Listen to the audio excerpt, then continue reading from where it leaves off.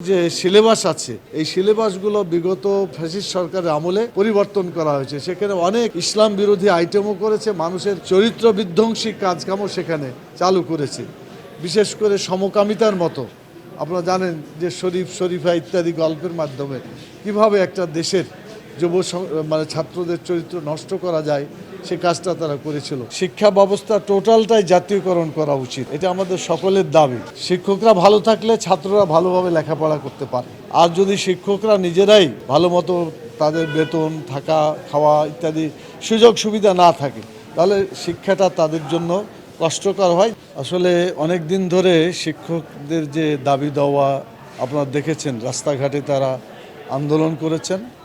আমাদের কাছে দীর্ঘদিন ধরে তারা তাদের দাবি দাওয়া পেশ করে, কিন্তু আমরা তো এটা বাস্তবায়ন করার অথরিটি না।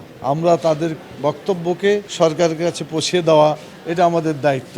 আমরা প্রেস ক্লাবে, আমরা সাংবাদিক সম্মেলনের মাধ্যমে কথা বলেছি, জনসভা বা পথসভার মাধ্যমে কথাবার্তা বলেছি। তো আজকে ফরমালি আলহামদুলিল্লাহ শিক্ষা উপদেষ্টার কাছে আমরা সময় মতো আসতে পেরেছি। প্রথম তো কথা হয়েছে যে শিক্ষা ব্যবস্থা টোটালটাই জাতীয়করণ করা উচিত, এটা আমাদের সকলের দাবি। দল মত সকলের একই কথা, দেশের শিক্ষা ব্যবস্থাটাই জাতীয়করণ হওয়া উচিত। শিক্ষকরা ভালো থাকলে ছাত্ররা ভালোভাবে লেখাপড়া করতে পারে।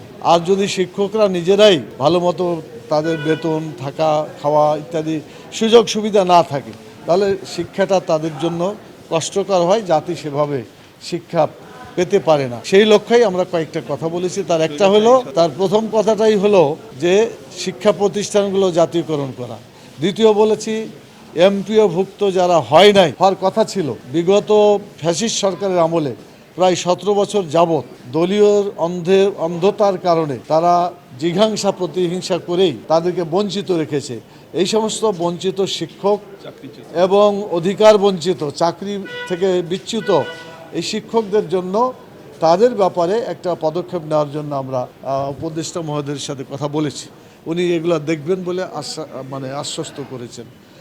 তৃতীয়ত হলো যে আমাদের দেশের যে সিলেবাস আছে এই সিলেবাসগুলো বিগত ফ্যাসিস্ট সরকারের আমলে পরিবর্তন করা হয়েছে। সেখানে অনেক ইসলাম বিরোধী আইটেমও করেছে, মানুষের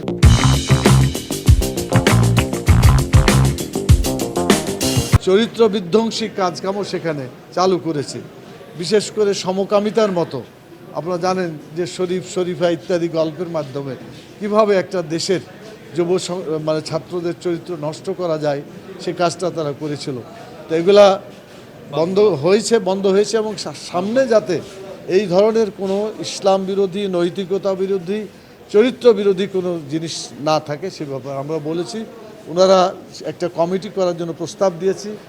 সকল মহলের স্কুল, কলেজ, বিশ্ববিদ্যালয়, বিভিন্ন শিক্ষকদের সমন্বয়ে এবং মাদ্রাসার শিক্ষক যারা ইসলামী চিন্তাবিদ তাদের মাধ্যমে কমিটি করলে তাহলে দেশের 95% মানুষের তাদের চিন্তা চেতনতা প্রতিফলিত হবে।